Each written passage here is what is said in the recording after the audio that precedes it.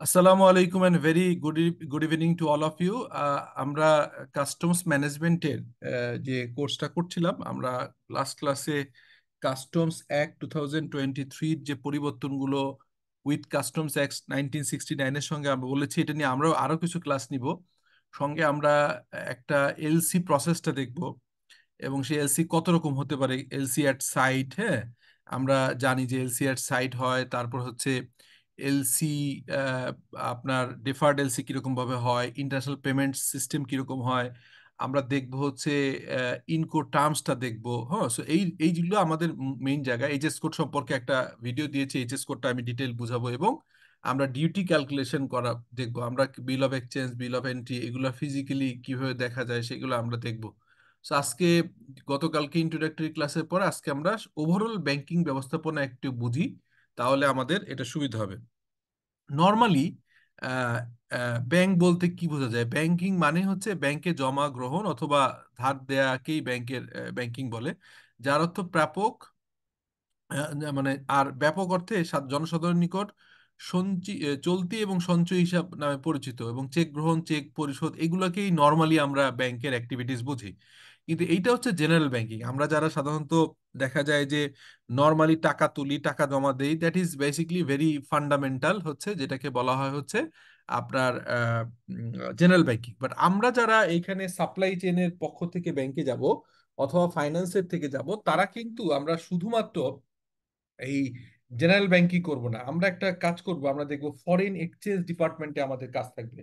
তো আপনারা বলতে পারেন যে ফরেন এক্সচেঞ্জ কেন লাগবে? ফরেন এক্সচেঞ্জ প্রতি মুহূর্তই লাগবে, কারণ আমরা হচ্ছে যখন এলসি করব, সেই এলসির পেমেন্ট সেটেলমেন্টে কিন্তু ফরেন এক্সচেঞ্জ হয়।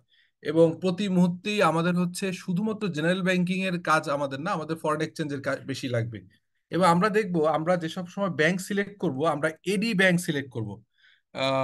এডি ব্যাংকটা কি, কেউ কোনো ধারণা আছে আপনাদের সম্পর্কে, আপনাদের কারোর, যে এডি এডি এডি ব্রাঞ্চটা কি, ব্যাংকের এডি ব্রাঞ্চটা কি? Authorised dealer. হ্যাঁ, অথরাইজ ডিলার। অথরাইজ ডিলারটা কি, কেন এটা লাগে? নর্মাল একটা, এটা হচ্ছে স্যার যে যারা এলসি টা যে ব্যাংকটা খুললো একটা কোড থাকে আর কি, মানে ফরেন এক্সচেঞ্জ করার জন্য বা এলসি খোলার যে কোডটা আর কি। হুম তো আর হুম, কি বেসিক্যালি এটার জন্য আর কি তাদেরকে মানে একটা ই থাকে আর কি, পারমিশন নিয়ে নেয়, এই জন্য তাদেরকে অথরাইজড ডিলার বলা হয় আর কি। Good good. মানে বিষয়টা এমন যে একটা ছোট্ট উইন্ডো ব্রাঞ্চ কেউ খুলতে পারে, একটা এজেন্ট ব্যাংকিং থাকতে পারে। এগুলো হচ্ছে নর্মাল জেনারেল ব্যাংকিং, অর্থাৎ চেক বই ইস্যু করা, তারপরে চেকে টাকা দেয়া, জমা রাখা, ছোটখাটো পে অর্ডার করা, এই কাজগুলো করতে পারে। কিন্তু ফরেন ট্রেড করবার জন্য, ট্রেড ফ্যাসিলিটেট করে যেসব ব্রাঞ্চগুলো, সেগুলো এডি এডি ব্রাঞ্চ বলে। কারণ তাদের হচ্ছে কি হয়, আমরা জানি ইন্টারন্যাশনাল ব্যাংকিং সিস্টেমে এলসি ম্যানেজমেন্ট। তো ব্যাংক কথা যেহেতু আসছে, আপনারা একটা সিম্পল জিনিস, যে এই সারা পৃথিবীতে এই ব্যাংকের আবিষ্কারের সাথে সাথে ইন্টারন্যাশনাল বিজনেসটা আপনার ইভলভ হয়েছে কেন? বিকজ আমি, দেখেন, একটা মজার ব্যাপার আপনাদেরকে বলি, আপনারা খুব ভালো লাগবে হয়তো জিনিসটা বুঝতে পারলে। সেটা হচ্ছে এরকম: আমরা ইম্পোর্ট করি মোস্টলি চায়না থেকে করি। এখন আমাদের দেশের অনেক লোক আছে যারা চায়নার এমন কোম্পানি থেকে ইম্পোর্ট করে, সেই কোম্পানিতে কোনোদিন সে যায় নাই। তাহলে পণ্য কেনার সাথে সাথে আমরা যখন দোকানে যাই, খুব মনোযোগ দিয়ে খেয়াল করেন, দোকানে আমরা যদি বলি যে আমাকে 1 কেজি চাল দেন, আপনি কিন্তু ওই 1 কেজি চাল কিনে টাকা না দিয়ে ওই দোকান থেকে বেরোতে পারেন না। তার মানে এটা সিমultaneously ঘটে, আপনার প্রোডাক্ট রিসিপ্ট এবং হচ্ছে পেমেন্ট, এটা একই সাথে ঘটে। কিন্তু ইন্টারন্যাশনাল যে ট্রেডগুলো হয়, সেটা এটা সম্ভব না। কেন সম্ভব না? কারণ সে তো এমন না যে আপনি চায়নায় যে টাকা দিয়ে আসবেন, অথবা সে নিজে এসে হেঁটে আপনার হচ্ছে আপনার বাংলাদেশে ডেলিভারি করে টাকা নিয়ে যাবে। এই ফিজিক্যাল মুভমেন্টটা সম্ভব না। কিংবা এমন কোনো মার্কেট প্লেস নাই, এমন কোনো আর্মস লেন্থ ট্রানজেকশন নাই, মানে এমন কোনো প্লেস নাই যে প্লেসে তার প্রোডাক্টটা রাখবে, আপনিও পাশাপাশি টাকা রাখবেন। এটা সম্ভব না। এই জায়গায় একটা ট্রাস্টের ইস্যু। তাহলে কি কি হইতে পারে? আপনি খেয়াল করেন, আমরা যখন ইন্টারন্যাশনাল ট্রেড করতে চাই, তখন কোন কোন জিনিসগুলো হয়?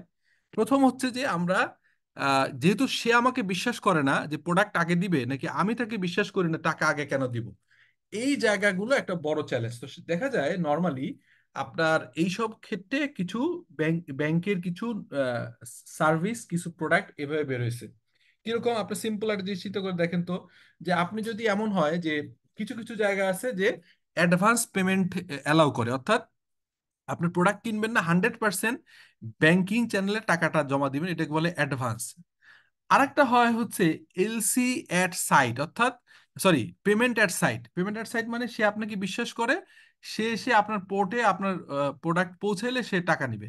তাহলে এখানে যদি আমি এইখানে যদি বায়ার রাখি এই পাশে, আর এই পাশে যদি সেলার রাখি, তাহলে একটা হইতে পারে বায়ার ট্রাস্ট রেখে টাকাটা পুরোটা জমা দিবে সেলারের কাছে, সেলার তারপরে প্রোডাক্টটা দিয়ে দিবে। তাহলে এখানে বায়ারের রিস্ক সবচেয়ে বেশি, খেয়াল করেন, সবচেয়ে বেশি রিস্ক যে সে প্রোডাক্টটা ছাড়লো। আর সেলার যদি এমন হয় যে না ঠিক আছে ভাই, আমি তোমাকে বিশ্বাস করি, তোমার প্রোডাক্ট আমি পাঠিয়ে দিচ্ছি, তুমি টাকাটা পরে পাঠিয়ে দিও। সো এই কে আগে দিবে, কে কাকে ট্রাস্ট করবে, এইটাকে ব্রেক করবার জন্য এই এলসি জিনিসটা আসছে, লেটার অফ ক্রেডিট।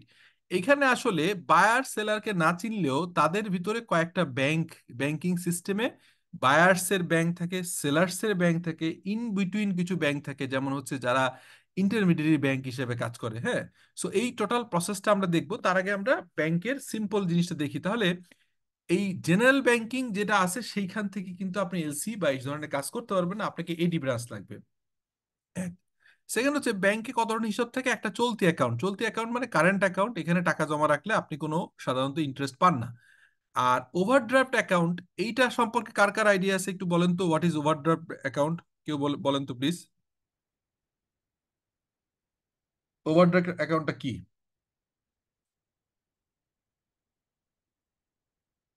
আইডিয়া আছে? না, আইডিয়া নাই।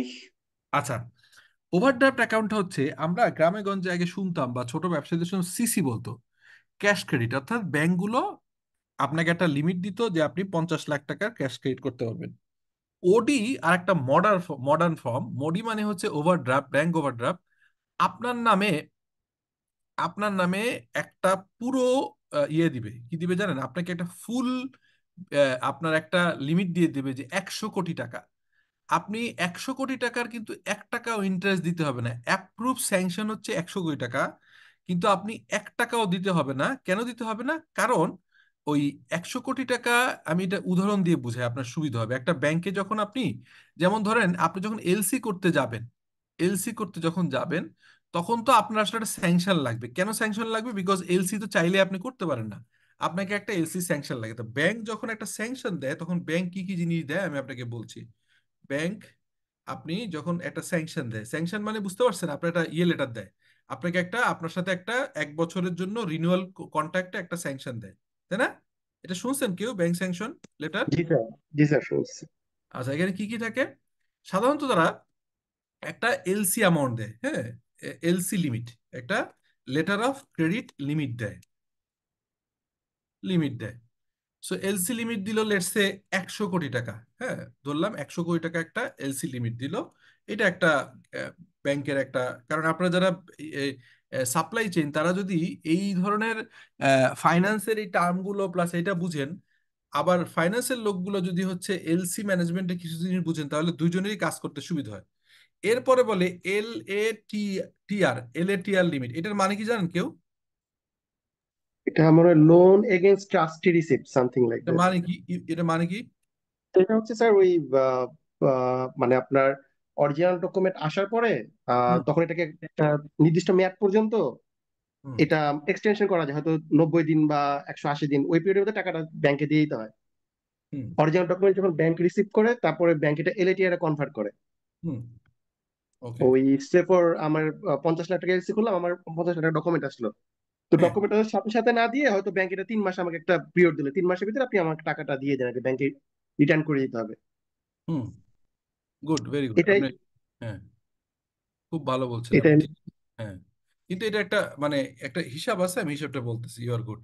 আচ্ছা, তারপর হলো যে এলসি লিমিটের কথা বললাম, তারপরে এলএটিআর এর কথা বললাম, ইউপাসের কথা বললাম। আচ্ছা, তারপরে বললাম হচ্ছে আপনার, হ্যাঁ, এটাকে বলা হচ্ছে ওডি, ওভারড্রাফট,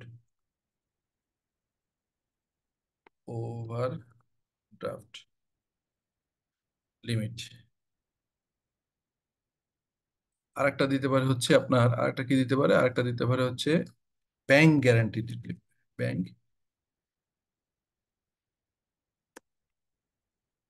ব্যাংক গ্যারান্টি বানান হচ্ছে কিনা কে জানে, ব্যাংক গ্যারান্টি না, হচ্ছে না, গ্যারান্টি হচ্ছে, হ্যাঁ, সরি, ব্যাংক গ্যারান্টি, গ্যারান্টি বানান কি? GU,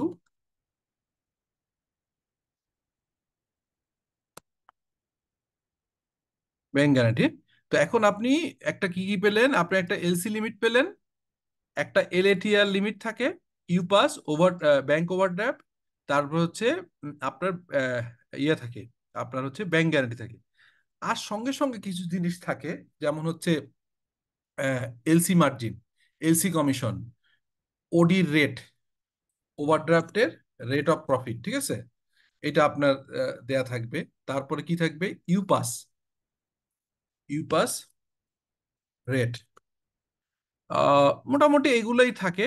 হ্যাঁ, আর ব্যাংক গ্যারান্টি থেকে, ব্যাংক গ্যারান্টি থাকলে ব্যাংক গ্যারান্টির মার্জিন, হ্যাঁ, ব্যাংক গ্যারান্টি মার্জিন কত? Bank BG, bank guarantee BG margin, and হচ্ছে কমিশন। এগুলো সম্পর্কে কি আমাদের ক্লিয়ার আইডিয়া আছে?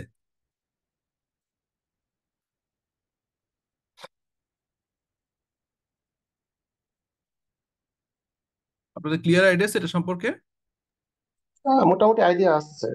আচ্ছা, তাহলে আমি একটু ক্লিয়ার করি, আমার হোপফুলি এরপরে আপনাদের আরো স্বচ্ছ হবে। প্রথম হচ্ছে যে এলসি হচ্ছে একটা লিমিট থাকে, এটা তো আপনি জানেন যে এটা আপনার প্রতি বছরই আপনি যদি এলসি লিমিটটা ইউজ করেন, তখন হচ্ছে এইটার আপনি এলসি লিমিট করলে যেটা হবে আপনার হচ্ছে যে, যদি ইউজ করতে থাকেন তাহলে আপনাকে পরের বছর বাড়ায় দেয়, মানে আপনার যে ইউজ থাকে প্রপারলি।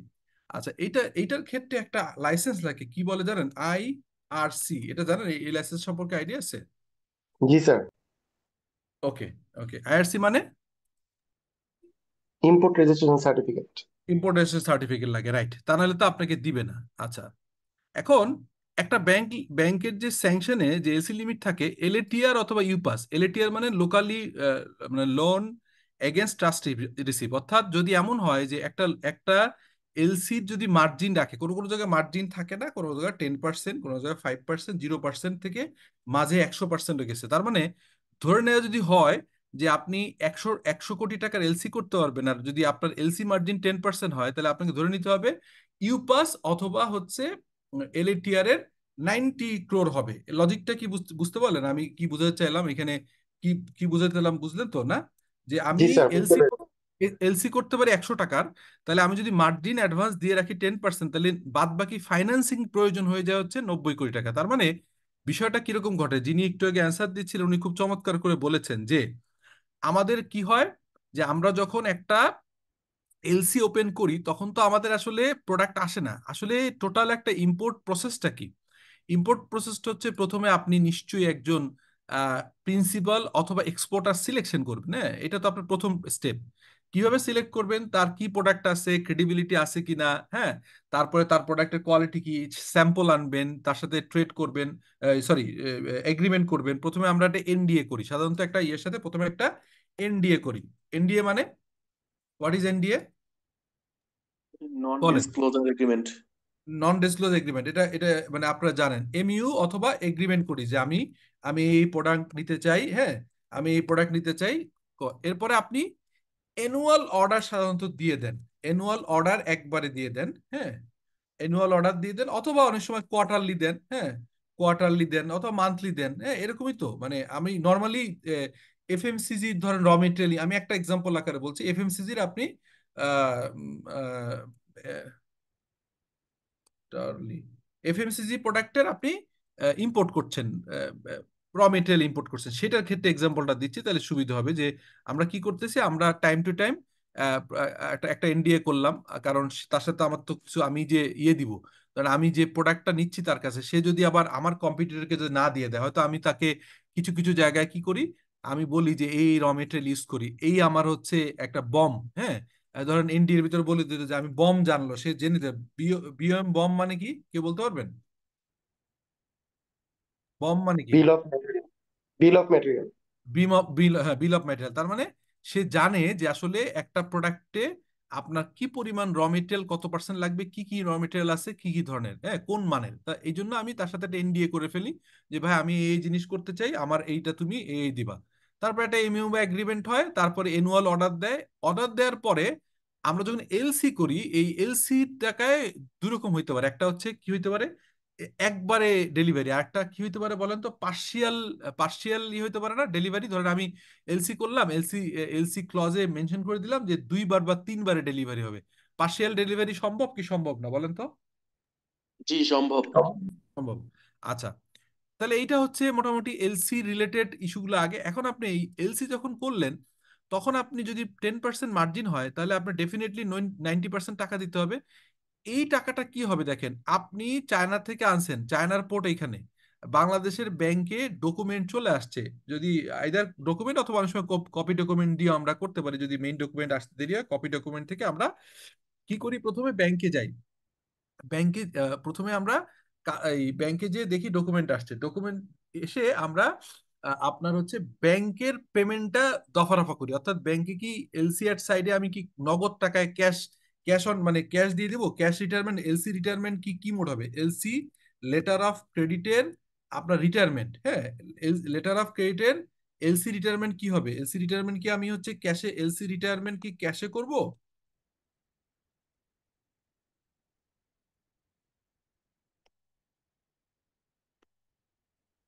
এটা কি মোড হবে কি ক্যাশ, আমি এলসি রিটায়ারমেন্ট কি ক্যাশে করব?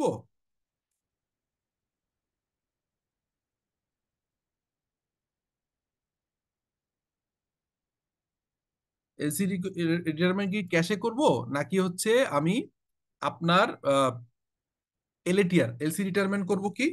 এলসি রিটায়ারমেন্ট কোনটা, আরেকটা অপশন বললাম যে হচ্ছে এলসি, এলসি রিটায়ারমেন্ট করতে চাই হচ্ছে আপনার ইয়েতে, এই এই লেটার অফ এই ইয়ে কি বলে, এলএটিআর, এল এ টি আর। এলএটিআর মানে হচ্ছে আমি এই যে 90% টাকাটা আমি ব্যাংকের থেকে 3 মাস বা 6 মাসের লোন নিলাম, লোন এগেনস্ট ট্রাস্ট রিসিপ্ট। আচ্ছা, ইসলামী ব্যাংকিং সিস্টেমে এটা আরেকটা আছে, এটা কেউ বলতে পারবেন এটার মানে কি? এই যে আপনার এটা কেউ শুনেছেন কিনা, ব্যাংক গোডাউনে প্রোডাক্ট রেখে দেয়, এটার সম্পর্কে কোনো আইডিয়া আছে? Have U an idea?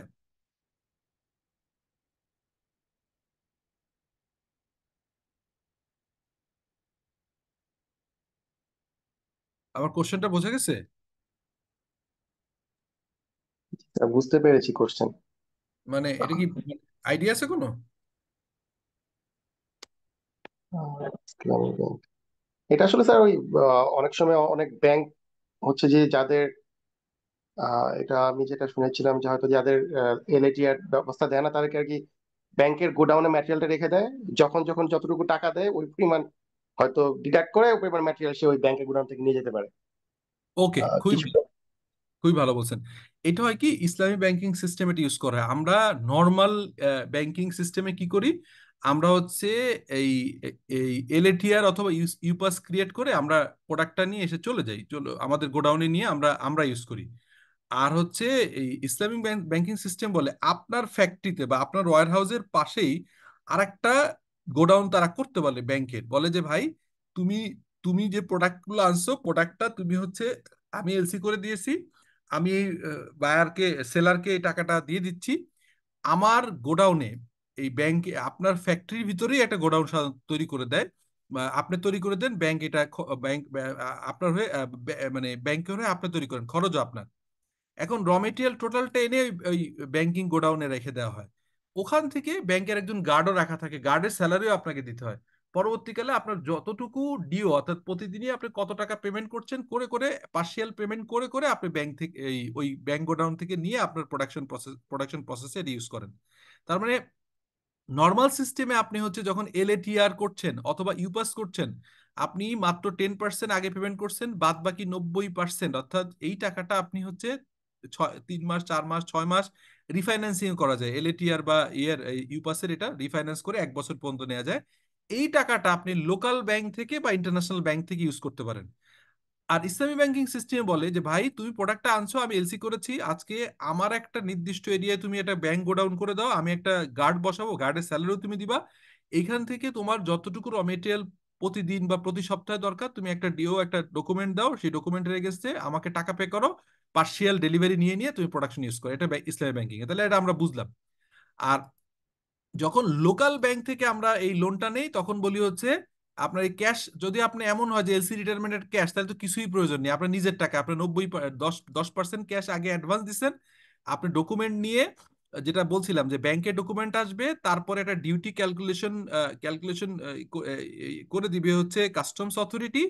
আপনি ডিউটি টোটালটা এই যে এরকম আমি আপনি এখানে দেখাচ্ছিলাম যে এরকম ডিউটি দিতে হবে, আপনার কাস্টম ডিউটি থাকবেই, রেগুলেটরি ডিউটি থাকতেও পারে নাও থাকতে পারে, তারপর হচ্ছে সাপ্লিমেন্টারি ডিউটি কখনো কখনো থাকে স্পেশালি ফিনিশ গুড এবং আনওয়ান্টেড গুডগুলোর উপরে, তারপর হচ্ছে ভ্যালু এডেড ট্যাক্স ভ্যাট থাকে, তারপর হচ্ছে অ্যাডভান্স ইনকাম ট্যাক্স এআইটি, তারপরে ফিনিশ গুডের ক্ষেত্রে বলে আগে মানে অ্যাডভান্স ট্যাক্স এটি আগে, এখন অবশ্য সবাই করে, আগে এক সময় ছিল এটা হচ্ছে এটিভি বলা হতো, মানে অ্যাডভান্স ট্রেড ভ্যাট শুধুমাত্র ফিনিশ গুডের, এখন সব র মেটেরিয়াল। এটা আবার চেঞ্জ হয়েছে, র মেটেরিয়ালের ক্ষেত্রে রেটটা চেঞ্জ হয়, আপনার 3% হইতে পারে, ফিনিশ গুডের ক্ষেত্রে আলাদা হইতে পারে। এনিওয়ে, তো যেটা আমি বলছিলাম সেটা হচ্ছে যে আপনার একটু আগে যে কথাটা বলছিলাম সেটা হচ্ছে যে এই ক্যালকুলেশন করবার আগে তাহলে প্রসেসটা কি হলো, প্রসেসটা আবার আপনাদেরকে বলি। সেটা হচ্ছে যে আপনার আপনি হচ্ছে ব্যাংকে যে আপনি র মেটেরিয়াল কিনতে যাচ্ছেন, ব্যাংকে আপনার আগে একটা স্যাংশন থাকতে হবে। এই স্যাংশনের এগেনস্টে ব্যাংক আপনাকে এলসি ওপেন করে দিবে। এই এলসির আগে আপনাকে নিশ্চয়ই সাপ্লায়ার খুঁজতে হবে, সাপ্লায়ার সাথে আলাপ আলোচনা করে স্যাম্পলিং দেখতে হবে, সবকিছু ঠিক করে সাপ্লায়ার একটা অ্যানুয়াল অর্ডার দিবেন বা কোয়ার্টারলি অর্ডার দিবেন। তারপরে সে হচ্ছে আপনার এলসি পেয়ে সে প্রোডাক্ট তৈরি করবে, অথবা আগেই আপনার অর্ডারের বেসিসে তৈরি করে রাখবে। কোনো কোনো ক্ষেত্রে টিটির মাধ্যমে কিছু হচ্ছে অ্যাডভান্স পেমেন্ট করা হয় অনেক ক্ষেত্রে। সে অ্যাডভান্স অ্যাডভান্স পেমেন্ট নিয়ে ধরেন 5% 10% অ্যাডভান্স পেমেন্ট নিয়ে সে হচ্ছে প্রোডাকশন শুরু করলো। তারপরে যখনই এলসি পেলো, কনফার্ম এলসি, এই এলসির আবার একটা অ্যাড কনফার্মেশন থাকে। এই এই এই কথাটা কি শুনেছেন যে এলসির অ্যাড কনফার্মেশন মানে কি? না, আপনাদের জন্য খুবই মানে কাস্টমসে যারা পড়ছেন, অ্যাড কনফার্মেশন মানে কি? জি স্যার, শুনেছি। কি জিনিসটা বলবেন? এটা হচ্ছে স্যার সাধারণত ইউপাসিএলসির ক্ষেত্রে ওই আহ, এটাকে বলে উইথ কনফার্মেশন। এটা মানে কি?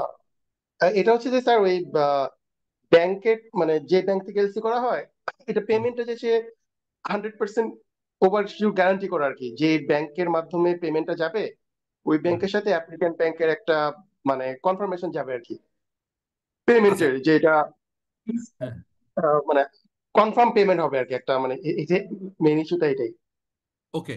না, আমি আপনি বুঝাতে পারছেন, আর একটু কনফার্ম করি। সেটা হচ্ছে বাংলাদেশের ব্যাংকিং সিস্টেমে মাঝে মাঝে কলাপস করছে, সারা পৃথিবীতে আছে।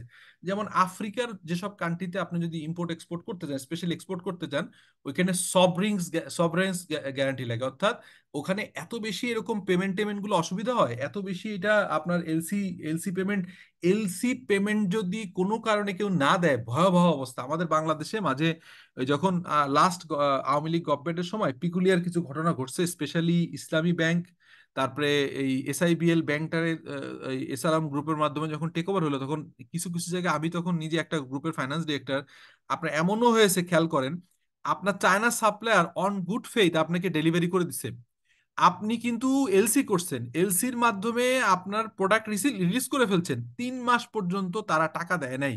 এইটা যদি কান্ট্রি রেটিং এত, এটা ক্যামেল রেটিং থাকে ইন্টারন্যাশনালি, আপনার কান্ট্রি রেটিং এত খারাপ হয় যে আপনি পরে আর আপনার এলসি কেউ একসেপ্ট করবে না। এই কথাটা বলার উদ্দেশ্য হচ্ছে কখনো কখনো বাংলাদেশের ব্যাংকগুলোর, পার্টিকুলারলি কিছু নির্দিষ্ট ব্যাংকের, যদি আপনি এলসি করতে চান, সেই ব্যাংকগুলোর রেপুটেশন ইন্টারন্যাশনাল মার্কেটে যদি খারাপ হয়, তখনও আপনার যে এক্সপোর্টার, সে বলতে পারে ভাই আমি এই ব্যাংকে কম ট্রাস্ট করি, আপনি একটা অ্যাড কনফার্মেশন আনেন। তখন কি হয়, অ্যাড কনফার্মেশন করতে গেলে দেখা যায় বাংলাদেশের যেসব ব্যাংকের ব্রাঞ্চ আছে, যেমন এসসিবি আছে, স্ট্যান্ডার্ড চার্টার্ড ব্যাংক, এইচএসবিসি, হ্যাঁ, বা আরো বেশ কিছু ব্যাংক আছে যারা ইন্টারন্যাশনালি আছে, তারা আবার অ্যাড কনফার্মেশন করে দেয়। এখন অ্যাড কনফার্মেশন করলে আপনার এই ইয়ের ইম্পোর্টের খরচ বেড়ে যায়, কারণ আপনি একটা অ্যাড কনফার্মেশন চার্জ তারা করে। হ্যাঁ, ধরেন বাংলাদেশের let's say SIBL is your হচ্ছে ব্যাংক, তারপরে চায়না হচ্ছে ব্যাংক অফ চায়না, আপনি হচ্ছে ধরেন এক্সপোর্টিং ব্যাংক, হ্যাঁ, ব্যাংক অফ চায়না। আমি এটা আগামী দিন দেখাবো আপনাকে, যে একটা টোটাল এলসি প্রসেস কিভাবে কাজ করে। ব্যাংকিং চায়না, এই দুইটার ভিতরে আবার এখানে বাংলাদেশে একটা হচ্ছে ইন্টারমিডিয়েট ব্যাংক হিসেবে হয়তো এসসিবি কাজ করে, যে এটা আপনার হচ্ছে আপনার রিসিভারের ব্যাংক, অথবা এই কাজগুলো ইন ইন ইন বিটুইন হিসেবে কাজ করে, নেগোশিয়েট করে। এর সাথে যদি আবার আরেকটা ব্যাংকে ঢুকানো হয়, যে ব্যাংকটা আপনাকে এই অ্যাড কনফার্মেশন দিচ্ছে, তখন বিজনেসের কস্ট কস্ট বেড়ে যায়। তো এটাকে অ্যাড কনফার্মেশন, যাই হোক, এটা আমি আপাতত ইগনোর করলাম, বাট আপনারা জেনে রাখলেন, কারণ এলসি করতে গেলে স্পেশালি ইউরোপে যখন এলসি করবেন, তখন দেখবেন ওই আপনার সাপ্লায়াররা আপনাকে বলবে যে ভাই আপনার এই ব্যাংকটা আমি চিনি না, বা এই এই ব্যাংক থেকে করলে তো আপনার ব্যাংক আছে এসসিবি এসএসবিসি দিয়ে, ওকে। বাট যদি বলেন আপনি ব্যাংক যমুনা ব্যাংক, আপনি যদি বলেন যে আমার এসআইবিএল, তখন বলবে যে না, আপনি অ্যাড কনফার্মেশন লাগবে। তো এনিওয়ে, এইটা একটা ইস্যু। তাহলে আপনি এর মাধ্যমে করলেন।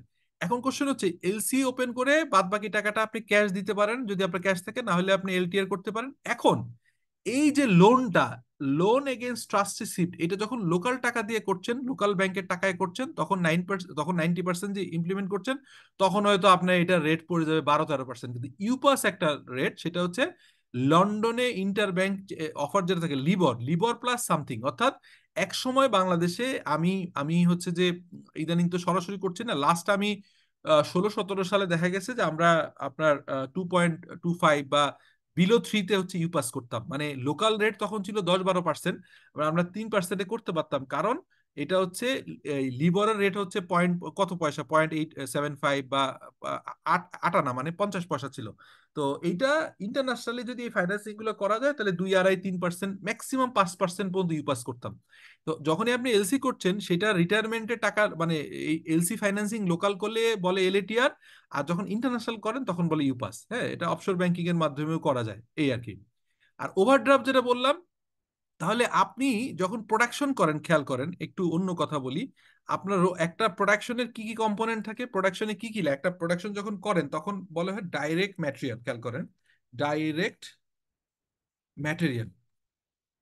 তো ম্যাটেরিয়াল তো আপনি ইম্পোর্ট করতেছেন। আর একটা কি থাকে বলেন তো, এর সাথে কি যোগ হয়? ডাইরেক্ট লেবার, মানে আপনার তো প্রোডাকশন করতে লেবার লাগবে, ঠিক আছে, ডাইরেক্ট লেবার লাগে। আর কি কি লাগে? আর হচ্ছে অন্য বিভিন্ন ধরনের ইনডাইরেক্ট খরচ, বলে এটাকে বলে ফ্যাক্টরি ওভারহেড। এর নাম কি শুনেছেন, ফ্যাক্টরি ওভারহেড?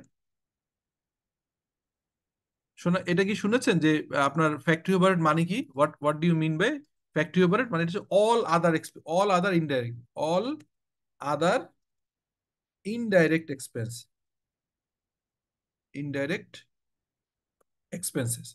তার মানে যেটা বুঝালাম সেটা হচ্ছে, আপনি তো র মেটেরিয়াল প্রোডাকশনে, ব্যাংক বলতেছে ভাই ঠিক আছে আপনি র মেটেরিয়াল আনতেছেন, আপনার র মেটেরিয়ালের 100 টাকা আনবেন, 10 টাকা আগে দিয়ে রাখবেন, 90 টাকা আমি 6 মাসে সাপোর্ট দিব, এলএটিআর নেন অথবা ইপাস নেন। কিন্তু তাহলে এখানে আপনার যে ওয়েজেস, লেবার পেমেন্ট করবেন, সেটার টাকা কোত্থেকে দিবেন? তারপরে হচ্ছে আপনার এই যে utility bill, electricity bill, gas, এগুলো কোত্থেকে দিবেন? এই ডাইরেক্ট লেবার এবং ওভারহেডকে সাপোর্ট করবার জন্য এই ধরনের ওডি, যেটাকে ব্যাংক ওভারড্রাফট বা ওডি দিয়ে থাকে। অডিটার নিয়ম হচ্ছে সারা বছর একটা লিমিট থাকবে, ধরেন আপনাকে লিমিট দিলে 100 কোটি টাকা। সো আপনি সর্বোচ্চ তুলতে পারলে 100 কোটি টাকা তুলতে পারবেন, বাট যখন যতটুকু দরকার তখন ততটুকু তুলবেন। ধরেন 100 কোটি টাকা স্যাংশন আছে, আপনি যদি আজকে 5 টাকা তুলতে চান, 5 টাকা, 500 টাকা, 5,000 টাকা, 5 লাখ টাকা, 100 কোটি টাকা পর্যন্ত, 1 টাকা থেকে 100 কোটি টাকা পর্যন্ত আপনি তুলতে পারবেন। যেটুকু তুলবেন ওইটার উপর ইন্টারেস্ট দিতে হবে। এটা কি বোঝা গেল জিনিসটা? জি। ওকে। আর ব্যাংক গ্যারান্টি লাগে, ব্যাংক গ্যারান্টি লাগে হচ্ছে দুইটা কারণ। একটা হচ্ছে যদি আপনি টেন্ডার পার্টিসিপেট করেন লাগে, আর একটা লাগে অনেক সময়, আপনারা খেয়াল করে থাকবেন, আমরা যখন কাস্টমসের কোনো একটা জায়গায়, ধরেন আপনি লেটসে কাস্টমসের ডিউটি, কাস্টমস দাবি করছে, লেটসে কাস্টমস দাবি করছে যে আপনার কাস্টম ডিউটি 25%, আমি উপরে আছে আমি দেখাই, আপনারা খেয়াল করেন, খুব মজার ব্যাপার। কাস্টম ডিউটি, কাস্টম বলতেছে যে এটা হচ্ছে 25%, অথবা কাস্টম বলতেছে সাপ্লিমেন্টারি ডিউটি আছে হচ্ছে 60%। আপনি এটা অ্যাগ্রি করছেন না। যদি আপনি এটা অ্যাগ্রি না করেন তখন কি হয় বলেন তো? আপনি যখন অ্যাগ্রি করেন না, তখন আপনাদের ভিতরে অনেক বাদ অনুবাদ হয়। আপনি বলতেছেন যে এই এসআরও বলে আমি 25% না, আমি এটা 15% দিব, বা এইটা। তখন কাস্টমস অথরিটি, আপনি যে এই যে ধরেন মালামাল তো পোর্টে থাকলে আপনার জিনিসটা নষ্ট হবে, প্লাস ড্যামারেজ ফি যাবে। তখন যেটা হয়, আপনি রিকোয়েস্ট করেন কাস্টমসকে যে ভাই একটা কাজ করো, তুমি তো, মানে আমি তো তোমার কাছ থেকে প্রোডাক্ট নিচ্ছি, এটা 25%-এর জায়গায় 15%ই রাখো ডিউটিটা, 10%-এর জন্য আমি এটা ব্যাংক গ্যারান্টি দিচ্ছি, যদি ফাইনালি এনবিআর এ এসে দেখা যায় যে আমি 15% যেটা দাবি করছি, বা আমার ডকুমেন্ট অনুযায়ী, বা আমার সিএনএফ এজেন্ট, বা আমরা যেটা বলছি সেটা অনুযায়ী যদি 15%, 25% থেকে 15% হয়, তাহলে তো ব্যাংক গ্যারান্টি তুমি ফেরত দিয়ে দিবা। আর যদি তোমার 25% হয় তাহলে তুমি বাদ বাকি ব্যাংক গ্যারান্টিটা এনক্যাশ করে নিবা। এটা কি বোঝা গেল জিনিসটা? আমি যে কথাটা বোঝানোর চেষ্টা করলাম যে ব্যাংক গ্যারান্টি কেন লাগে এই ক্ষেত্রে। Is it okay? G sir, বুঝতে পেরেছি। আচ্ছা, আপনাদের কোনো কোশ্চেন থাকলে করেন, কারণ এখানে তো আসলে সব ফাইন্যান্সের লোক না। আর আপনারা সাপ্লাই চেইনের লোকগুলোর সাথে আমি সরাসরি আসলে মাত্র 4 বছর আমি হেড অফ সাপ্লাই চেইন হিসেবে কল্লোলে কাজ করেছি, যেহেতু আমাকে রিপোর্ট করতো। শান্তায় কিছুটা করেছিলাম, 8 থেকে 14 সাল পর্যন্ত সাপ্লাই চেইনে কাজ করেছি। আর বেসিক্যালি তো কাস্টমস, ভ্যাট, ট্যাক্স অ্যাক্ট সম্পর্কে আমি জানি। তো আমাদের তো অন্য লোকও ক্লাস নিবে, আমি ব্যাংকের পার্ট থেকে বা ফাইন্যান্সের পার্ট থেকে আপনাদেরকে ক্লিয়ার করার চেষ্টা করছি। সো আপনারা যদি কোনো জায়গায় কোনো কোশ্চেন থাকে, একটা কোশ্চেন এমন হতে পারে যে আপনি কোশ্চেনটা করলেন আমার জানা নেই, সবচেয়ে ইন্টারেস্টিং হবে যে পরের দিন আমি জেনে আপনাদেরকে প্রেজেন্ট করলাম, বা রিলেটেড যে যিনি ক্লাস নিবে তাকে, সাপ্লাই চেইন প্রফেশনাল অথবা যারা হচ্ছে বন্ডের তাদেরকে জানালাম, তো এই জিনিসটা আপনারা তখন সুবিধা হবে, তো আপনারা কোশ্চেন করেন। সো তো সোফার আপনারা হচ্ছে যে এইটা বুঝতে পারলেন আমাদের এই প্রসেসটা। তো ব্যাংকিং এ আমি যেটা দেখাচ্ছিলাম, তাহলে কুইকলি ওখান থেকে যাই, আমি একটু এক্সেলে দেখালাম। তাহলে ব্যাংক ওভারড্রাফট বলতে যে আমি এত কিছু বললাম, তারপরে সেভিংস অ্যাকাউন্ট থাকে। আচ্ছা, এগুলো খুব বড় ইস্যু না। হ্যাঁ, আপনারা আহ, এগুলো মানে আপনারা যদি প্রাইমারি লেভেলে ব্যাংকের ধারণার জন্য আমি এটা আপনাদেরকে বলছি। আচ্ছা, এই যে চলতি মূলধন ওয়ার্কিং ক্যাপিটাল, এটা লাগে, আমি বললাম যে ওডি ইজ ওয়ান কাইন্ড অফ ইয়ে। আচ্ছা, আরেকটা জিনিস হয়, আপনারা নিশ্চয়ই খেয়াল করে থাকবেন, প্রজেক্ট ফাইন্যান্স। প্রজেক্ট ফাইন্যান্স সম্পর্কে আপনাদের কোনো আইডিয়া আছে? Have U an idea about project finance? বলেন তো, হোয়াট ইজ প্রজেক্ট ফাইন্যান্স?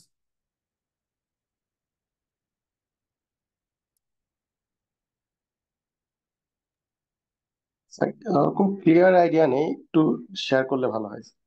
আচ্ছা, ধরেন দুই রকম হয়, আমি একটা ট্রেডিং ব্যবসা করি, অথবা আমার পুরনো ব্যবসা, আমি এখন ব্যাংকের লোনের কাছে গেলাম। তো ব্যাংক তখন একটা আমাকে ওডি দিল, বা সিসি দিল, বা অন্য কোনো বা একটা দিল। কিন্তু যখন আমি একটা ফ্রেশ বিজনেস ব্যাংকের কাছে করতে যাব, তখন যেটা হয়, আপনি একটা প্রজেক্ট করবেন। লেটস আমি একটা ছোট ফ্যানের ফ্যাক্টরি করতে চাই, ধরেন পার ডে আমি 500 ফ্যান তৈরি করব। তাহলে কি হবে, আমার এই প্রজেক্ট ফাইন্যান্সটা কিভাবে চলে আপনি খেয়াল করেন। প্রজেক্ট ফাইন্যান্সটা চলে এরকম যে, প্রজেক্ট ফাইন্যান্স, তখন আমি ব্যাংকের সাথে একটা এগ্রিমেন্টে যাই যে আমি এই প্রজেক্টটা আপনাদেরকে একটা হচ্ছে আপনার বলে হচ্ছে মর্টগেজ এবং হাইপোথেটিকেশন। এই কথাটা কারো আইডিয়া আছে যে হোয়াট ইজ মর্টগেজ আর হাইপোথেটিকেশন? এটা কি আইডিয়া আছে?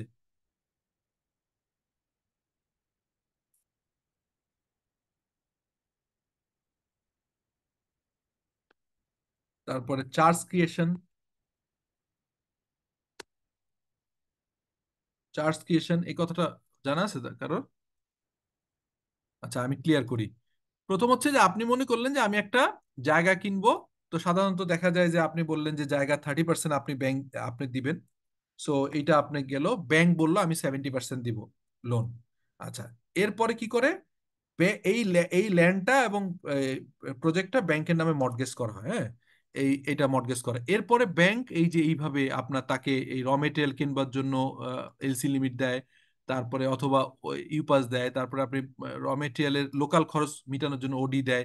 এই টোটাল প্রজেক্টটাকে বলা হচ্ছে প্রজেক্ট ফাইন্যান্স। তার মানে ল্যান্ড থেকে কেনা শুরু করে ইনফ্রাস্ট্রাকচার তৈরি করার থেকে শুরু করে, তো যখন আপনি এই প্রজেক্টটাকে ব্যাংকে মর্টগেজ করেন, এই প্রজেক্ট করে, এটাকে প্রজেক্ট ফাইন্যান্সিং বলে। আর এই প্রজেক্ট ফাইন্যান্স করবার পরে এইটা ব্যাংক তাদের সাথে চার্জ ক্রিয়েশন করে। চার্জ ক্রিয়েশন উইথ আরজেএসি, মানে রেস্ট, আপনি যে কোম্পানির ওনার, আপনাদের যে ওনারশিপের ডকুমেন্ট হচ্ছে থাকে আরজেএসি তে। হ্যাঁ, আরজেএসি সম্পর্কে আইডিয়া আছে?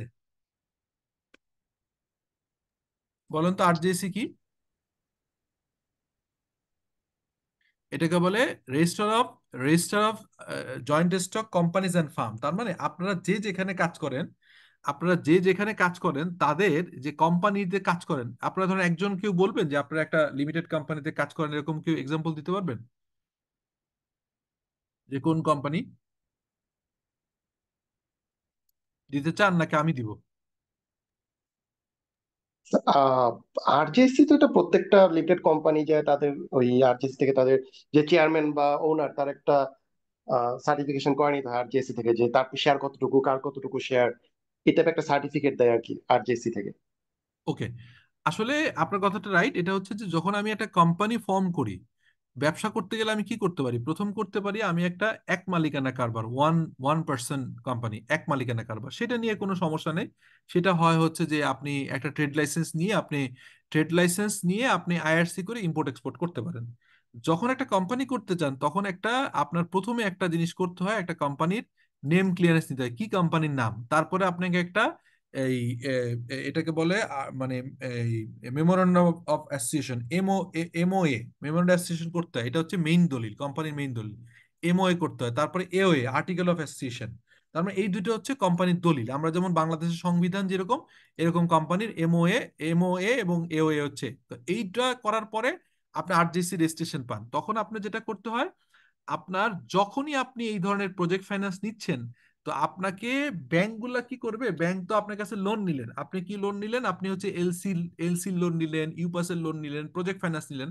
তখন হচ্ছে যখনই আপনাকে লোন দিল, তখন হচ্ছে আপনার প্রপার্টি যেগুলো আছে, অর্থাৎ ল্যান্ড তো মর্টগেজ করলেন যে সাব রেজিস্ট্রি অফিসে, যে ওকে।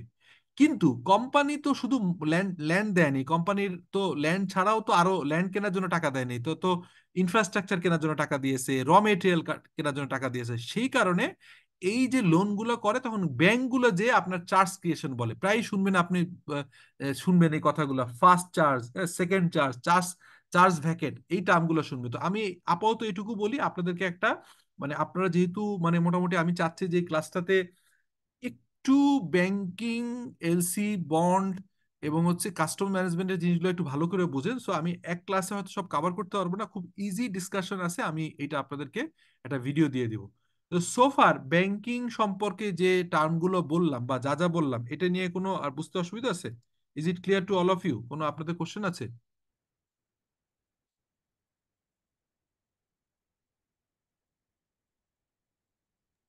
নো স্যার, ওকে, ওকে। ওকে, তাহলে দেখেন আপনারা এখানে কি বললাম, আমরা বললাম হচ্ছে লোন। লোন হয় হচ্ছে আপনার ফান্ডেড বেস, যেমন working capital, term loan, cash credit বা ওডি।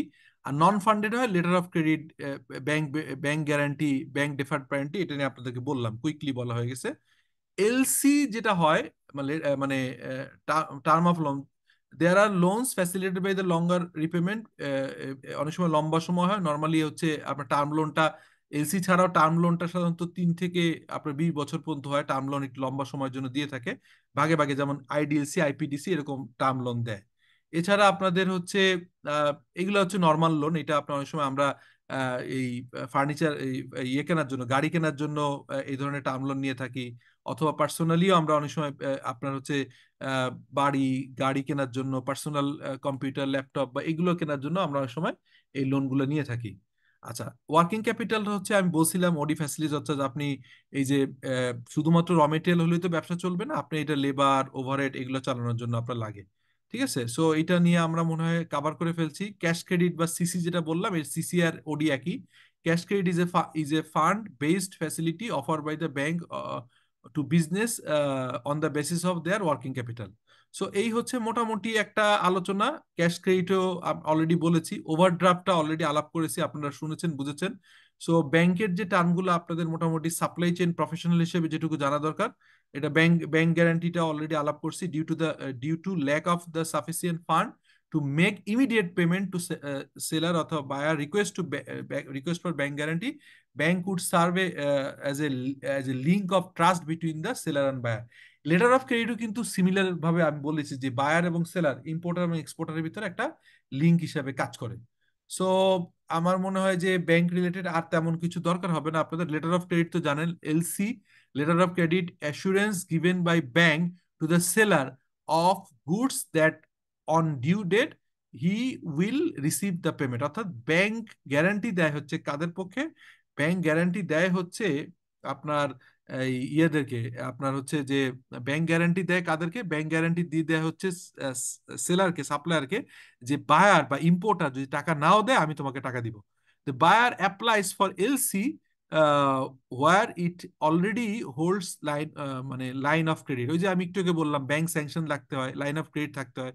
আপনি চট করে ব্যাংকে গেলে আপনার এলসি লিমিট দিবে না, আপনাকে আগে থেকে এলসি লিমিট ব্যাপারে কথাবার্তা বলে হেড অফিস থেকে স্যাংশন বের করতে হবে।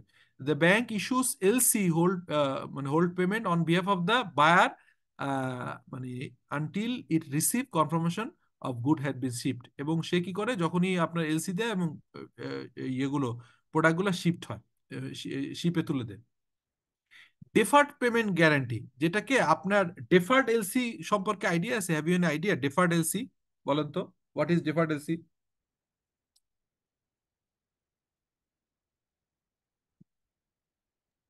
এটা তো স্যার ডেফার্ড হচ্ছে যে সাপ্লায়ার থেকে হয়তো একটা সুবিধা দিয়েছে, 30 ডেজ ডেফার্ড বা 6 ডেজ, হয়তো 30 দিন পরে সাপ্লায়ারকে পেমেন্ট করতে হবে, আর 6 ডেজ পরে। মানে সাপ্লায়ার থেকে এটা একটা অপশন আর কি, যে পেমেন্ট আর সাইটে না দিয়ে তুমি 30 দিন পরে পেমেন্টটা করতে পারবে আর কি, payment mode, deferred payment. Right. এটা হয় কি, ধরেন আমাদের দেশে তো ব্যাংক রেট অনেক বেশি। ধরেন আমি সাধারণত আমি যখন মানে সাপ্লাই চেইন হেড ছিলাম বা সিএফও হিসেবে যখন কাজ করছি, সাপ্লাই চেইন দেখতাম যখন, তখন মোস্টলি চেষ্টা করতাম চায়নাতে ব্যাংক রেট খুবই কম, মানে আপনি ডিপোজিট ইভেন জাপানে তো নেগেটিভ, জাপান থেকেও আমরা কিছু র মেটেরিয়াল ইম্পোর্ট করলাম, জাপানে উল্টা টাকা রাখলে টাকা কেটে রাখে। তো দেখা যায় আমাদের দেশে যদি আমি এলসির এলএটিআর ইউজ করি, তাহলে আমাকে দিতে হয় 10-11-12%। আর আমার সাপ্লায়ার যিনি, ও হয়তো আমাকে এই ক্রেডিটটা দিলে তাকে আমার ধরেন 0.5 বা 1% দিলে সে হ্যাপি। তো দেখা যায় যে নর্মালি অনেক সময় পেমেন্টের ক্ষেত্রে ফর্মাল এগ্রিমেন্টই বলি বা ডেফার্ড পেমেন্ট এলসি দিব, মানে তোমাকে পরে এলসি দিব, কিন্তু ব্যাংক ডকুমেন্টটা আসবে, প্রোডাক্ট চলে আসবে, ব্যাংক তখনও টাকা দিবে না। ডেফার্ড এলসি যে ক্লজ 1 মাস 2 মাস বা 3 মাস পরে তখন টাকাটা যাবে। আর একটা হয় ইনফরমালি এগ্রিমেন্ট করলাম যে ভাই তুমি ডেফার্ড এলসি আমাকে 6 মাস দাও, ট্রাস্ট করো আমাকে, তুমি তো অনেক দিন তোমার সাথে আমি ব্যবসা করি, তুমি ট্রাস্ট করো, তুমি পেমেন্টটা 6 মাস পরে ব্যাংকিং চ্যানেলে পাবা। কিন্তু এই যে এর ভিতরে বাংলাদেশে এই টাকাটা ইউজ করলে আমাকে দিতে হইতো হচ্ছে 10%, ইভেন আমি ইউপাস ইউজ করলে আমাকে 5-6% দিতে হতো। তুমি আমার কাছ থেকে তুমি যে আমাকে ইনফর্মালি ফান্ডিং করছো, র মেটেরিয়াল সাপ্লাই হিসাবে, সাপ্লাইয়ের ক্রেডিট ফ্যাসিলিটি দিচ্ছ, এই কারণে তুমি 2% নিয়ে নিও। এই এগ্রিমেন্ট করেও চায়নার বহুত দিনের পুরনো আমাদের যারা পার্টনার তাদের থেকে ইউজ করতাম, এটাকে ডেফার্ড পেমেন্ট বলে। এই ডেফার্ড পেমেন্টের ক্ষেত্রে অনেক সময় ব্যাংক গ্যারান্টি চায়, এটাকে বলে deferred payment guarantee. Is it clear? বোঝা গেছে ভাই? জি স্যার। ওকে। তার মানে আমি আজকের ক্লাসের আপনাদের এইগুলো বললাম, এখন আমি হচ্ছে এইচএস কোড দিয়ে যেটা বলছিলাম যে এইচএস কোড বলে আজকে শেষ করব। হোপফুলি যে নেক্সট ক্লাসে আমরা পরে, আজকে এইচএস কোডটা আপনারা হয়তো জানেন, তারপরে আমার মনে হলো যে এটা আপনাদের খুব বেসিক একটা টার্ম, এইচএস কোডটা একটু দেখবো, তারপরে আমরা হচ্ছে শেষ করব।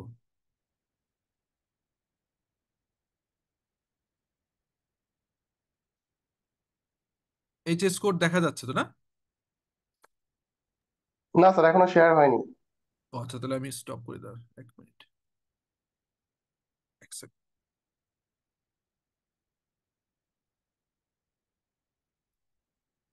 1 মিনিট ভাই।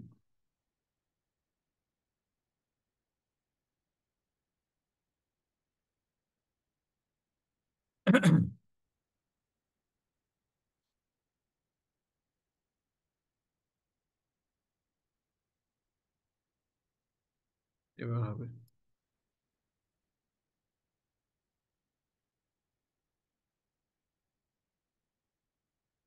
এখন দেখা যায়?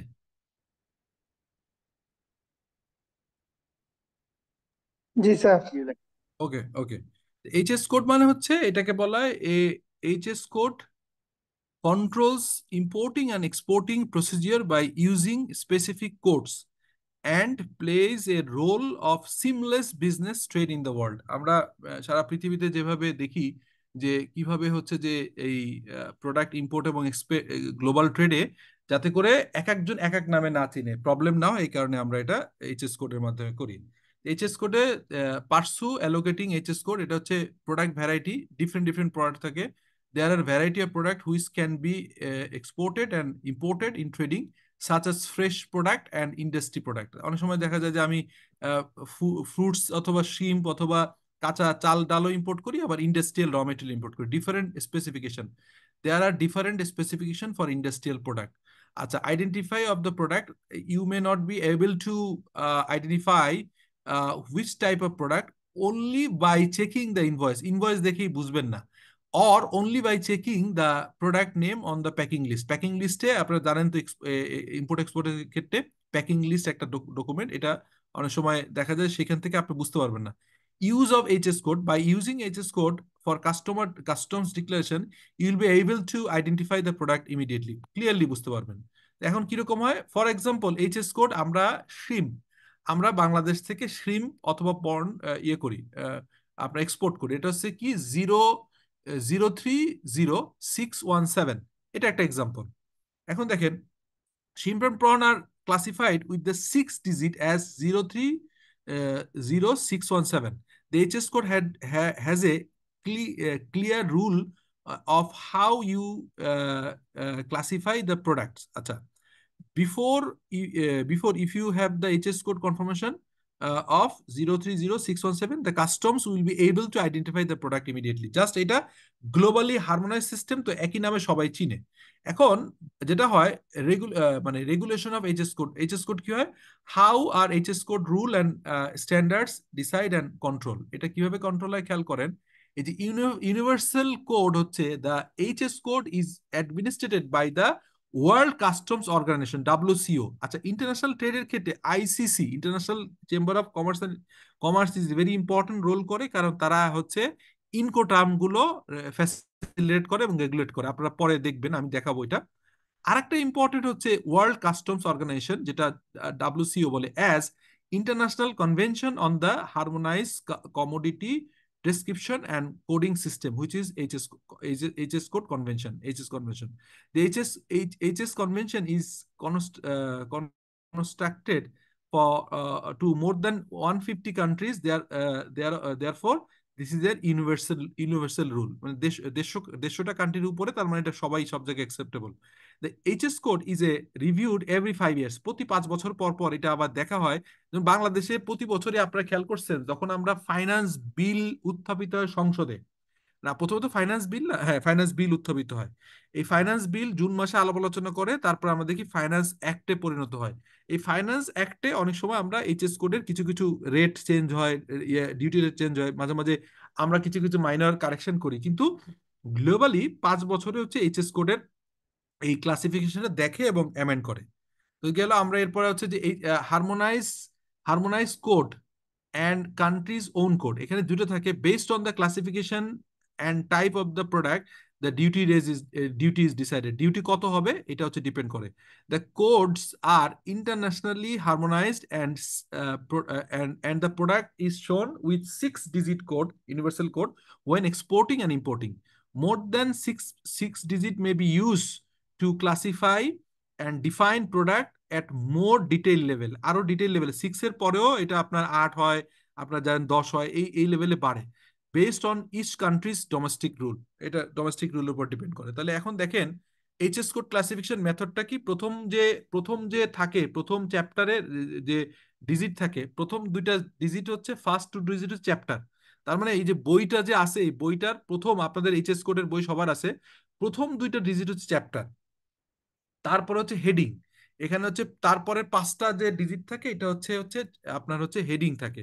তারপরে থাকে সাব হেডিং। হ্যাঁ, এই হচ্ছে মোটামুটি আপনার এই তাহলে কি হলো, the 6 digit classification is universal code. এরপরে কি হয় আপনারা খেয়াল করবেন, যেমন আপনার এরকম চ্যাপ্টার আছে, যেমন 1 নম্বর চ্যাপ্টার হচ্ছে লাইভ অ্যানিমাল, মানে ধরেন আপনি যদি গরু ইন্ডিয়া থেকে ইম্পোর্ট হয়, ফর্মালি যদি করেন, মাছ এখান দিয়ে ইম্পোর্ট এক্সপোর্ট হয়, এটা হচ্ছে যত লাইভ অ্যানিমাল হবে চ্যাপ্টার 1। চ্যাপ্টার 2 হচ্ছে মিট অ্যান্ড এডিবল মিট, মানে এটা থাকবে। 3 নম্বরে হচ্ছে, সরি 9 নম্বরে হচ্ছে কফি, টি, মেট অ্যান্ড, আমি কয়েকটা এক্সাম্পল দিচ্ছি। 10 নম্বর সিরিয়াল, এবং 97 চ্যাপ্টার, যেটা 97 সেখানে আছে work of art, collection and piece of antiques. তার মানে 97টা চ্যাপ্টার, এবং এখানে হচ্ছে এরকম চ্যাপ্টারের মাধ্যমে ভাগ করা আছে। হ্যাঁ, তো এরকম হয়। তো we will use the example of brown rice to check which HS code is allocated. তাহলে খেয়াল করেন, আমরা ব্রাউন রাইস নিলে আমরা চলে যাবো সিরিয়াল চ্যাপ্টার 10, যেটা সিরিয়ালস আছে। এখানে brown rice is a cereal, also is fall with chapter 10। তার মানে আগে আমাদের মোটা দাগে দেখতে হবে যে কোনটার সাথে যায়। তাহলে আমরা, যেমন ধরেন চালেরও অনেক কিছু হইতে পারে, গমেরও অনেক কিছু হইতে পারে, তো কোনটা মোটা দাগে, যদি আপনি যদি বলেন গরু, তাহলে ডেফিনেটলি আপনি প্রথমে বের করে ফেলবেন লাইভ অ্যানিমাল, 1 নম্বরে যাবে। যদি বলেন চাল টাল সম্পর্কে, তখন ডেফিনেটলি সিরিয়ালে যাবে।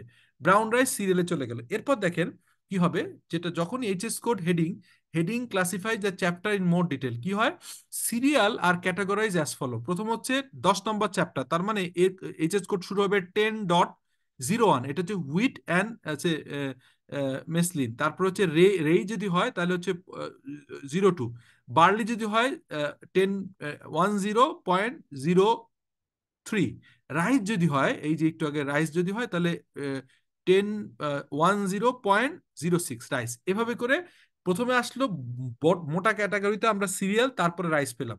এবার হেডিং হচ্ছে 4 ডিজিট, এরপরে কি হবে, brown rice is a rice, therefore comes from 1006। আচ্ছা, এটা আমরা পেলাম। এখন দেখেন এই যে sub heading categorise what has been classified in the 4 digit heading by product such as কি হয় এই যে দেখেন আপনার such as raw material and material serial হচ্ছে 10 রাইস হচ্ছে এরপরে রাইসের ভিতরে আবার সাব হেডিং থাকতে পারে rice in husk brown rice semi তখন ওই যে 1006 হয়ে গেল এরপর হচ্ছে 10 হচ্ছে রাইস উইথ হাস্ক 20 হচ্ছে ব্রাউন রাইস 30 হচ্ছে semi mild and wholly mild rice মানে সেমি মাইল্ড এবং হচ্ছে হোললি মাইল্ড রাইস তারপর হচ্ছে 1006.440 হচ্ছে ব্রোকেন রাইস মানে ওই যে আতপ চাল টাইপ কিছু একটা আমার ক্লিয়ার আইডিয়া নেই therefore brown rice sub heading is basically হচ্ছে 1006.20 এটা brown rice if the HS code is allocated then as 10 is the digit of brown rice it will be displayed হচ্ছে কি হবে এই যে 10.6020 এরপরে হচ্ছে এই যে জাপানে যেমন কয়টা কোড 1 2 3 4 5 6 7 8 9 10 জাপানে হচ্ছে 10টা জাপান থেকে ইম্পোর্ট এক্সপোর্ট করলে জাপানের কোড হবে এরকম সাব কোটি করে 10টা কিন্তু যদি যখন বাংলাদেশে আসেন বাংলাদেশের কোডের সাথে আমরা পরেগুলো মিলাবো তার মানে কি হয় example when the HS code is required কি হয় প্রথমে আপনি when do you think HS code is utilized যেটা হয় দুইটা পার্টই কাজ করে একটা হচ্ছে import customs entry HS code are utilized for the custom declaration for export and import of both countries 6 digit for HS code is classification is the universal however different duty rates may be occur in exporting country and importing country depending on the understanding of the classification of the product the duty rate may be different from what you expected if the import side customs specialist apply a different HS code আপনার দুই দিক থেকে আপনার এক্সপোর্টারও specialist থাকবে ইম্পোর্টারও specialist থাকতে পারে কিভাবে আসে সেটা দেখেন selecting HS code by a customs specialist কি করে স্পেশালিস্ট কি করে when using an exporting and importing agency such as freight forwarder there is normally a customs specialist who is qualified and will select the relevant exporting and importing goods of HS code there will be they will check the product name and the shipping note and using their experience select the relevant code তার মানে exporter এবং ইম্পোর্টারের both এন্ডেই যে specialist থাকবে যেটার উপর expert আমি আপনি হয়তো কেউ এক্সপার্ট না কিন্তু এরকম HS কোডের স্পেশালিস্ট আছে তারা এটা ফিজিক্যালি বুঝে হ্যাঁ যেমন মোবাইল ফোনে কিন্তু কথাও বলা যায় মোবাইল ফোনে ক্যামেরা হয় ইভেন আইফোনের যে অ্যাডভান্স ভার্সন গুলা ওইটার ক্যামেরাটা এত ভালো পিক্সেল যে অনেক বড় বড়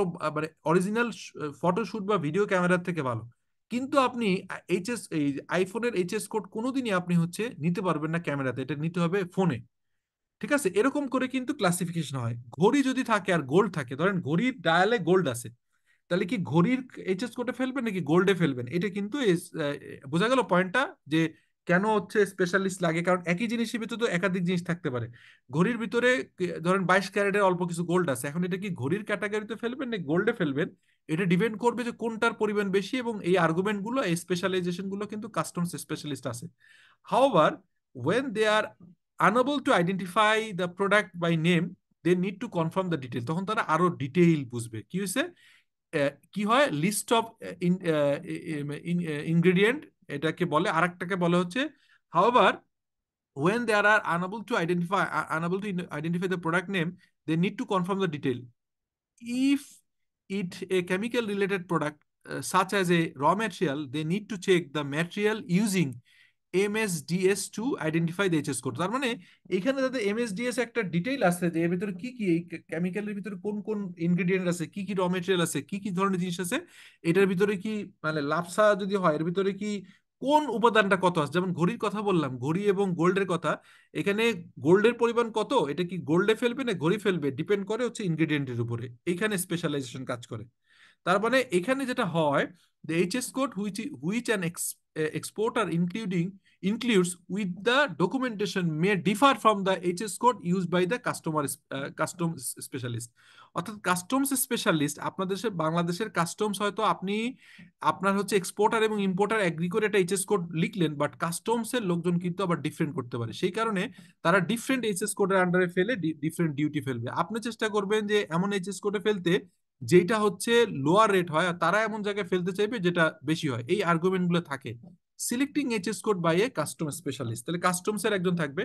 when HS code does not match, the customs specialist will confirm the product detail and the ingredient which the exporter to ensure that the correct HS code is allocated. Exporter HS code do not match, customer specialist কি করে, product detail এবং list of ingredient, তখন তারা কি করবে, তখন এক্সপোর্টারকে বলবে যে ভাই তুমি এটার হচ্ছে কান্ট্রি অফ অরিজিন, তোমার প্রোডাক্টের তোমার স্পেসিফিক টেকনিক্যাল স্পেসিফিকেশন পাঠাও, আমি দেখে সিট করব যে কোনটা পড়বে। সো যখন তারা দুজন এগ্রি করে তখন হয়ে যায়। আর আদারওয়াইজ আমরা এটা কি করি, অনেক সময় হচ্ছে এটা কোর্টের যে সমাধান করি, অথবা আপনার দেখা যায় যে কাস্টমসের মানে ডেপুটি কমিশনার লেভেল থেকে আমরা হয়তো অ্যাপিলেট ট্রাইব্যুনালে যেতে হয়, এগুলো আমরা করি। তো যাই হোক, agreement of HS code by each country, এটা হয় হচ্ছে যে লেটস সে ব্রাউন রাইস, এটা হচ্ছে USD 100, আপনার হচ্ছে পলিশ পলিশ পলিশ রাইস হচ্ছে আপনার এইচএস কোড হচ্ছে 10062 আর 10630, এটা হচ্ছে তখন 150 টাকা। When dealing with the documentation such as invoice issued by the exporter, you will find HS code along with the product name. Product নেমের সাথে এইচএস কোড না থাকলে আপনি এটা কি ব্রাউন রাইস নাকি পলিশ রাইস এটা বোঝা অসুবিধা হবে। It normally included because when they are processes the import declaration in an importing country, they are required to send the HS code in advance. সেটা হয় এখনকার কাস্টমস আইনে কিন্তু অ্যাডভান্স রুলিং এ একটা ফর্মুলা, নেক্সট দিন আমি পড়াবো, অ্যাডভান্স রুলিং একটা ইস্যু আছে, আগের থেকে আপনি কনফার্ম করতে পারবেন যে এটা আসলে কোন এইচএস কোডের আন্ডার পড়বে। অথবা আপনি যদি লার্জ ইম্পোর্টার হন তাহলে আপনি কিন্তু নিজের দায়িত্বেই ডেফিনেটলি আপনি অথরাইজ এজেন্ট হিসেবে নিয়ে আপনি বলতে পারেন যে আমি কনফার্ম এই এইচএস কোডের আন্ডারে পড়বে, আপনাকে একটা নতুন করে সম্মান দেওয়া হয়েছে। তারপরে individual countries have their own arrangement for allocating HS code when importing. For Bangladesh we are using 8 digit, জাপানের যেটা 10 ডিজিট দেখলাম, ইউএস এর যেটা 6 ডিজিট দেখলাম, বাংলাদেশে সেটা 8 ডিজিটের এইচএস কোড হয়। সো এখানে একটা রুল আছে যে আপনার 24 ঘন্টার ভিতরে আপনাকে কি করতে, when processing import customs clearance for EU country, European union countries and the USA, there is a 24 hours rules কি HS code and the HS code and detailed product information must have provided the local customs 24 hours before the cargo is loaded on the vessel. মানে কোন HS কোডের আন্ডারে পড়বে, এটা কি মানে DG product কিনা, মানে হচ্ছে এটাকে বলে হচ্ছে যে কোনো বিপজ্জনক প্রোডাক্ট কিনা কি, এগুলো আপনি ডিক্লেয়ার করতে হবে। আপনারা নিশ্চয়ই জানেন যে যখন হচ্ছে ডিজি প্রোডাক্ট হয়, মানে যখন হচ্ছে ডেঞ্জারাস প্রোডাক্ট হয়, তখন কিন্তু শিপমেন্ট হয় ডিফারেন্ট। এটা সম্পর্কে আইডিয়া আছে? ডিজি প্রোডাক্ট সম্পর্কে have an idea? Dangerous good, G sir, idea আছে স্যার। এটা কিন্তু হ্যান্ডলিং আলাদা হয়, এটা কিন্তু নর্মাল কার্গো যায় না, স্পেশালি যায়। এইটার জন্য এইচএস কোড 24 ঘন্টা আগে জানাইতে হয়। A certificate or origin, when the exporter exporting product to a country which has EPA arrangement agreement, you can receive a আপনার reduced custom tariff if the certification of origin for the product is provided. এটা জানেন কোন দেশ থেকে হবে customs duty, আমরা counter duelling গতকালকে বলছিলাম, anti dumping duty, country to country, একই র মেটেরিয়াল হয়তো চায়না থেকে আনলে একরকম, আবার সাফটা কান্ট্রি থেকে একরকম, অথবা ইউরোপ থেকে আনলে একরকম। সেই দেশে যদি ডিফারেন্ট লেভেলে যদি আপনার ডিউটি মানে ডিউটি অ্যারেঞ্জমেন্ট থাকে ইন্টারনালি, তাহলে অনেক সময় ডিউটি না হইতে পারে। সাফটার আন্ডারে কিন্তু আমরা জানি ডিউটি রেট ভিন্ন, যদিও এটা অ্যাপ্লিকেশন হয় না, সাফটার এই পুরোটা চুক্তিটা অ্যাপ্লিকেশন হয় না। If the exporting with the certificate of origin the wrong HS code is applied, the incorrect tariff rate could be applied and the may not be received the special discount. এটা যেটা হয় special rate, যেটা হয় সেটা হচ্ছে যিনি হচ্ছে এখন যেমন একটা নতুন কনসেপ্ট আসছে ওয়ার্ল্ড বাই মেড বলা হয়, হ্যাঁ, মানে এটা হচ্ছে কান্ট্রি অফ অরিজিনের বেনিফিট নেওয়ার জন্য।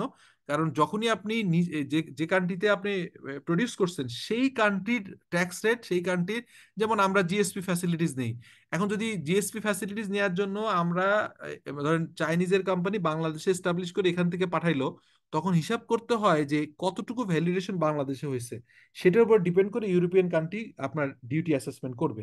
তার মানে যে দেশে অ্যাকচুয়ালি ম্যাক্সিমাম প্রোডাকশন হয় ওইটাকে কান্ট্রি অফ অরিজিন সার্টিফিকেট পায়। হ্যাঁ, পার্টস এনে ধরেন কোন একটা দেশের হচ্ছে রেটটা কম, মানে কোন একটা ধরেন বাংলাদেশের সাথে ডাবল ট্যাক্সেশন ট্রিটি আছে মালয়েশিয়া, যে বাংলাদেশের সাথে ট্যাক্স দিতে হবে না লেটসে। এখন এটা আবার ইন্ডিয়া নেই। এখন ইন্ডিয়া যদি মনে করে যে বাংলাদেশের কান্ট্রি অফ অরিজিন ইউজ করবে, সে কি করবে?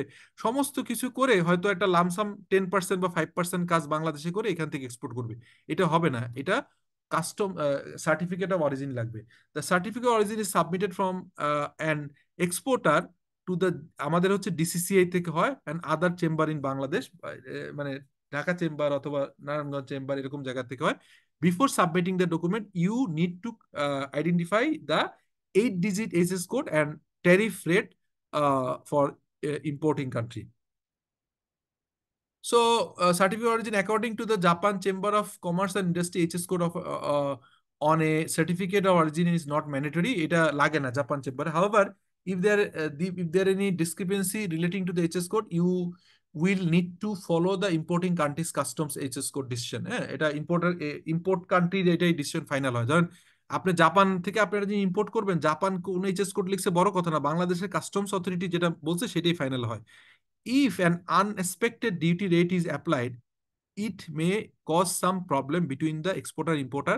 Normally, an exporting party will check with the importing country in advance and use the include the code on an invoice and certificate of origin. অর্থাৎ এটা আগে থেকে চেক করে, এখন যেটা অ্যাডভান্স রুলিং আছে এরকম ভাবে করে।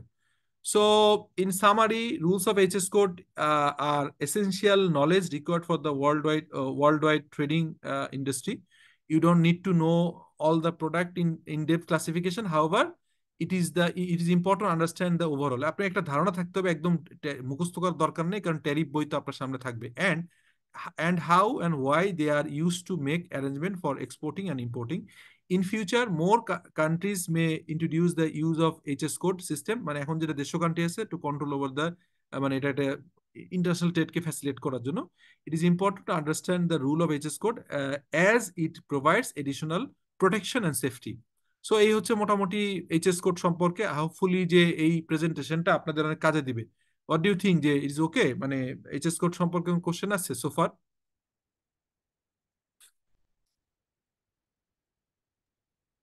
Okay sir. আচ্ছা, আমরা আজকের মতো শেষ করি। নেক্সট দিনে ইনশাল্লাহ দেখা হবে, সেই সময় আমরা হয়তো আর একটু ডিটেইলে কাজ করবো। হ্যাঁ, থ্যাংক ইউ, আসসালামু আলাইকুম।